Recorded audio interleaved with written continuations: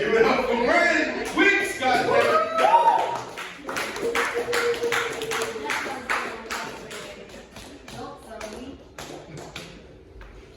What is this? What is this place? We don't know. It's Freddy's land, Freddy's spot. What's your hour? Far away. Okay, that's right. But what is the hourly rate for this place? For right now, shooting, Yeah. I'm doing 15 an hour. 15 an hour? Trying to build it up. Okay. Eventually, I'm hoping to like make it 100. Okay. I have an idea for a BDSM shoot. Let's go. Yeah, no, I have a really good 15 hours. That Always will so be LA equals orgy. Yes. LA equals BDSM. Yes. And Yes. weird sexual impulse. Yes. Okay. It's gonna be for my album cover. Alright. Yeah, so I'm gonna be sending that. Actually, I'm inspired. Yeah. No, I know a couple people. I'm gonna have, the latex masks and everything, but it's gonna be nice. It's gonna be very tasteful. Yeah. Let's see what I want to cover today. Oh, don't bring your weird genitals to the orgy.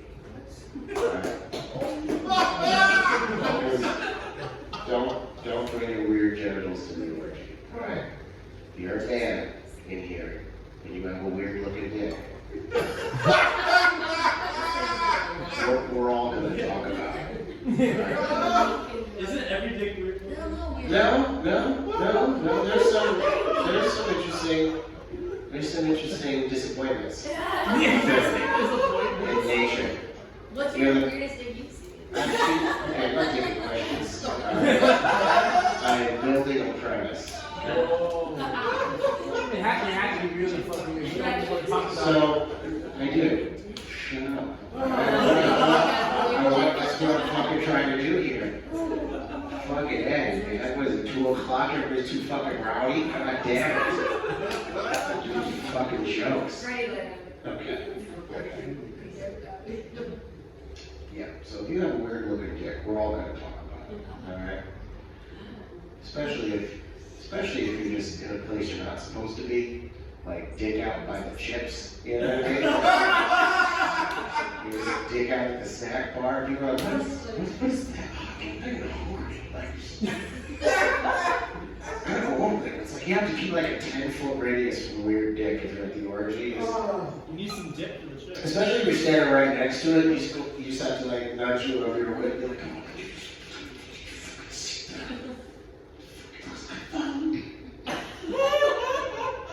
It looks like it belongs in the sea. Like, you know what I mean? Like, there's like an outtake from one of those like National Geographic YouTube channel things, and you're like, what animal is this? And you're just like, it's a fucking inside-out sock. You know what I mean?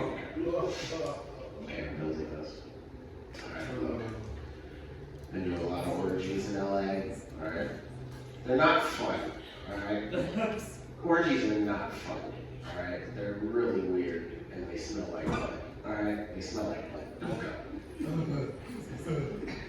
If you have a sense of cleanliness or hygiene, don't go. You don't mind getting smeared, don't go to orgies. Alright, okay, so look.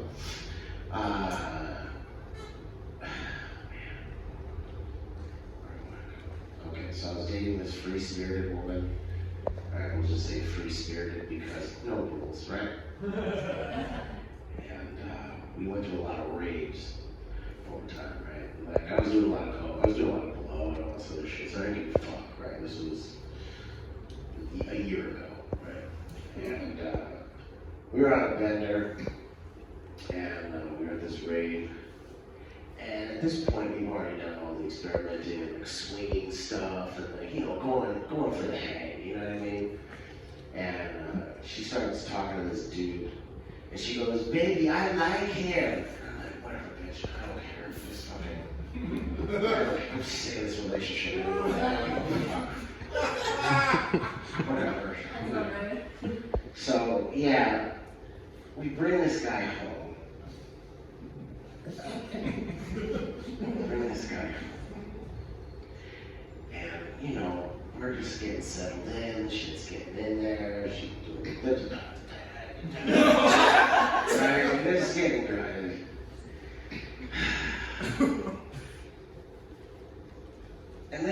wants to put it near my face. Oh wow. I'm not gonna tell you the arrangement, but it was near my face. And I'm staring up, what looks kind of like an elbow. Alright. You know that little white part of the elbow when you don't put on lotion and it gets all like crinkly looking?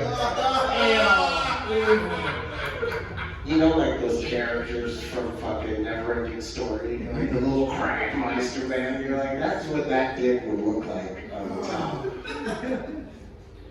And it scrapes.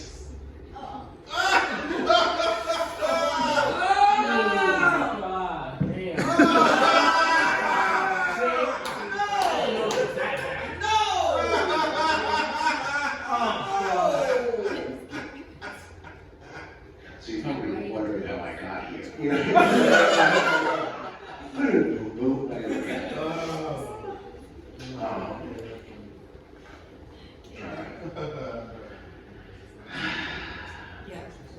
I'm gonna admit this on stage while being taped, whatever. I was blackout drunk.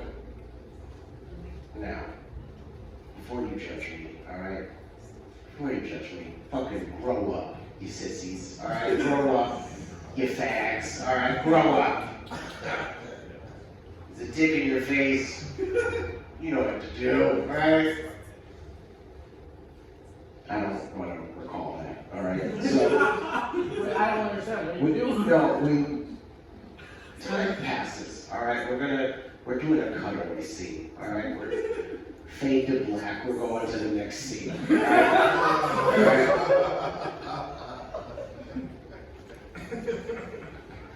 We wake up, he's not there.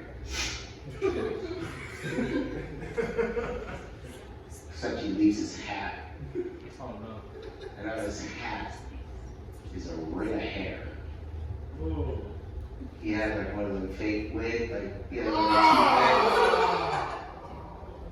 a and he left his hat with the top of his fucking hairpiece in there.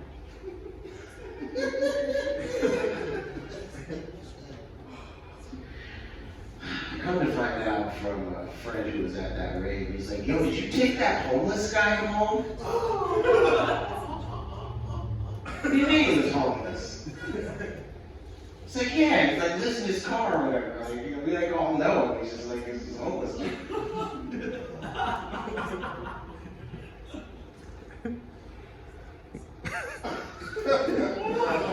And I'm still coming to terms with all this, right? I'm still coming to terms with all this, right? Like, I know I'm a good person on the inside, right?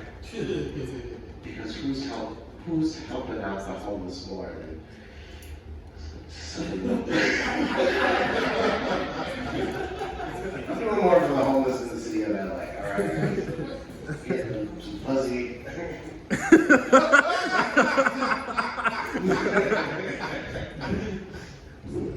Fuck. Alright, so I built that bit. You guys happy with that one?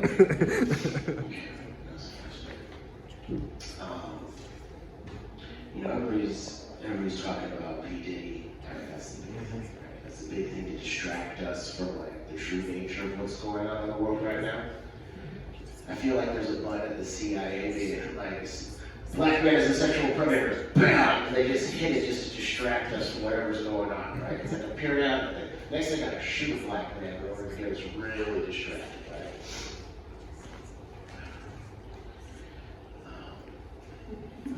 That would be funny though. The CIA is like, we got another one. We got another one. Wow. Kill a demon bug. Yeah, kill it in a button. Kill it in a button. Okay. Just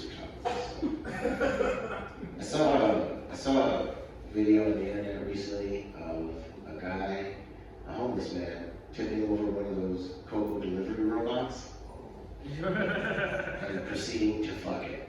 Oh! Right? Should have invited him to the Orgy. Now look,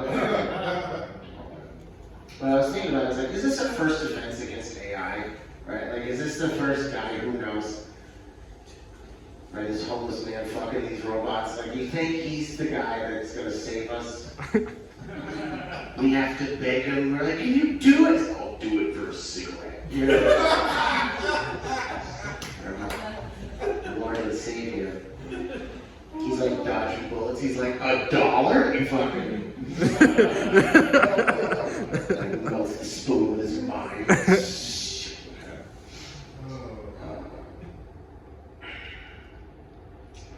We're talking about the BDSM stuff. I grew up a pretty good kid. I'm from upstate New York. Didn't have any clue about any of this shit at all, right? Coming in, like off the turnip truck, like little hay bales in my hair, you know what I mean? Like little hay feathers, had no fucking clue. And my mother is Methodist, my father is Lutheran, and I was baptized Catholic because my mom liked the way the church looked. That was it. She was like, the wooden accents, you fit fine here. I was an altar boy. But I'm also half black, so I wore my J's, so I could cross the Father Kevin. Every time he was like, meet me in the rectory, I was like, I don't know what that means.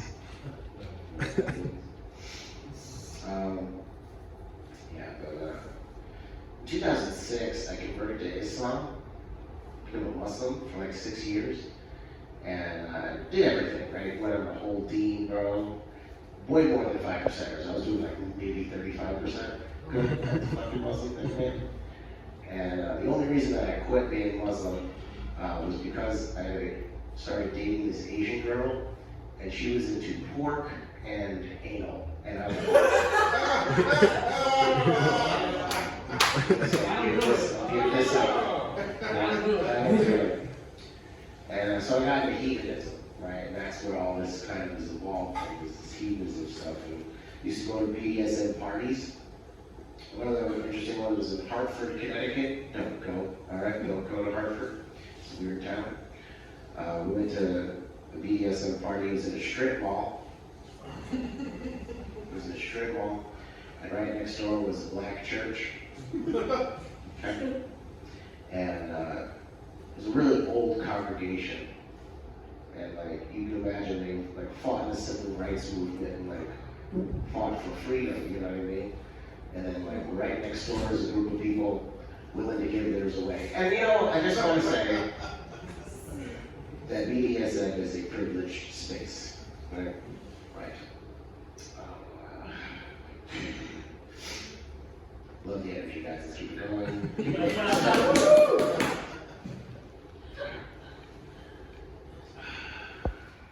So,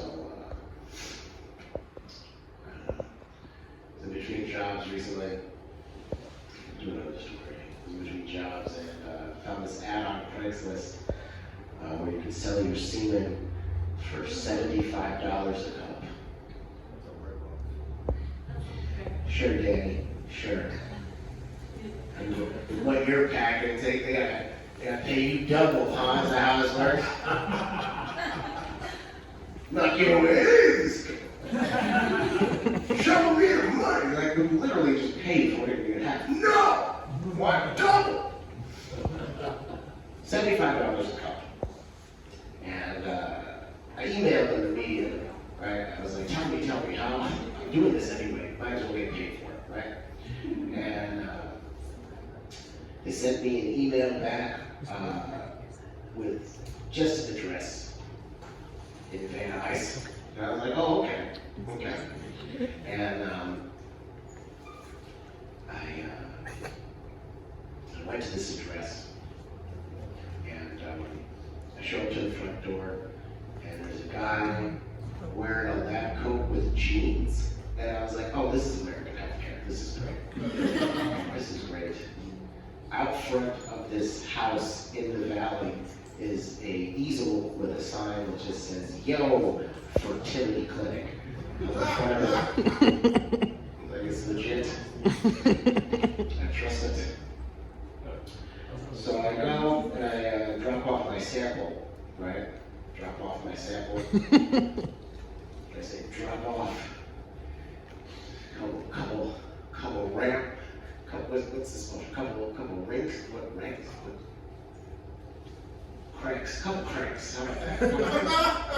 Couple cranks. I was looking for the verb. I was like, couple cranks, and then you just, leave your sample. And he's like, hey, do you want to test it?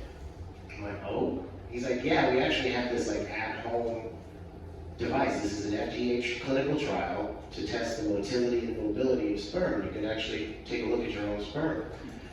And I was like, oh, that's fucking cool. They send you a picture. I'm gonna get it framed. Got a picture of my own cum, guys. And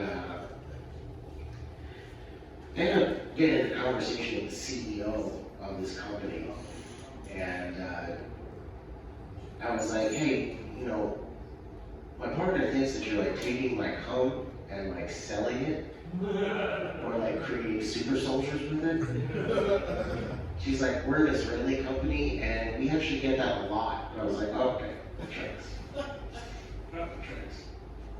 And I was like, wow, you're Israeli. Do you have any thoughts about what's going on over there? And she's like, yeah, I lost my grandson on October 7th, right? He was an officer in the IDF. And I took her very seriously in that moment, actually held space for her, you know what I mean? And I was like, oh wow, that's really crazy. Waited a couple beats. And then she was like, you know what, I really appreciate you for like holding space for me and like really connecting with me on this. Looks like your sample's doing pretty good. You want to have 2 more cups? And we'll see you next week. Right? And I just say that to say that I am 1 degree of separation from the largest geopolitical event in our time from jerking off. And really, I feel like I just feel like, I don't know, I'm making a difference. That was a lot to get there.